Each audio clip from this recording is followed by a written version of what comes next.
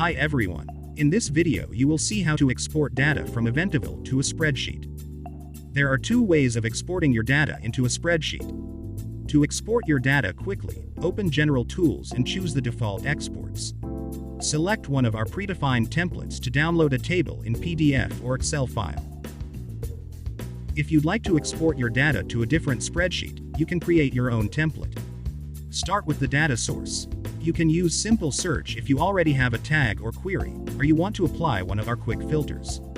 Then open the Mass Actions menu and choose Export. Here you can select which columns you wish to see in your table. Click on an item on the right side to add a column, drag and drop to reorganize them, or click on X to remove them. After making changes, you can see the preview of your table. Once you are happy with the result, you can export the file and download it to your computer. You can also save the export structure for the future, and open it later using the Saved Exports Manager. For more complicated lists, you can use the advanced search. If you are not sure how to build your search, we have a video about it. After applying your search criteria, use the Export button and choose your columns. You can also see and edit your tables in Eventable without downloading the file or before exporting it. To do so, go to the General Tools and open the Landscape view. You will find out more about it in our next videos.